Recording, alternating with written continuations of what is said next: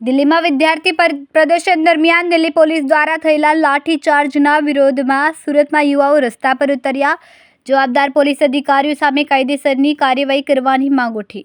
શિક્ષણ મંત્રી ધર્મેન્દ્ર પ્રધાનના રાજીનામાની માંગ સાથે માન દરવાજા ડોક્ટર બાબાસાહેબ આંબેડકર ઓટલાથી કલેક્ટર કચેરી સુધી રેલી યોજીને આવેદનપત્ર પાઠવવાનો કાર્યક્રમ રાખવામાં આવ્યો.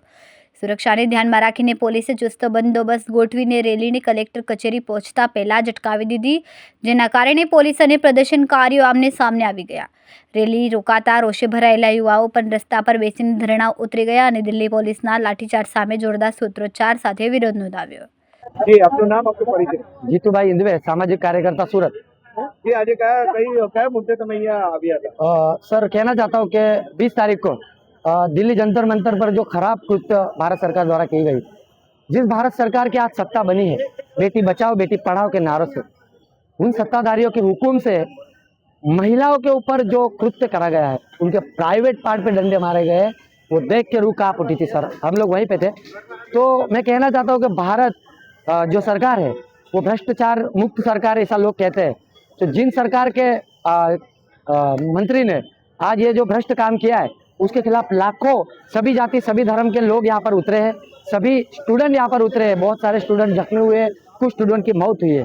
तो इतना सब कुछ देखकर भी मोदी जी का रूह नहीं कांपता है, मोदी जी को कुछ पानी नहीं आता आंखों में।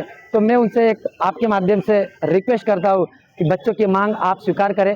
बच्चों ही इस देश का भविष्य है, युवा इस देश का सर्वस्व है। युवा इस देश का पुलिस बन सकता है, इंजीनियर बन सकता है, डॉक्टर बन सकता है। तो उनका भविष्य आप खतरे में मत डालिए। एक नेता के इस्तीफा से आपको कुछ फर्क नहीं पड़ेगा, लेकिन लाखों बच्चे अगर मरते हैं, लाखों बच्चों का भविष्य खराब होते हैं, तो आप इसके जवाबदार होंगे। बस यही कहना चाहता हूँ। કેમેરામેન સેનલ વિરાણી સાથે વિશાલ છેઠા, માનવ પ્રભા ન્યૂઝ, સુરત।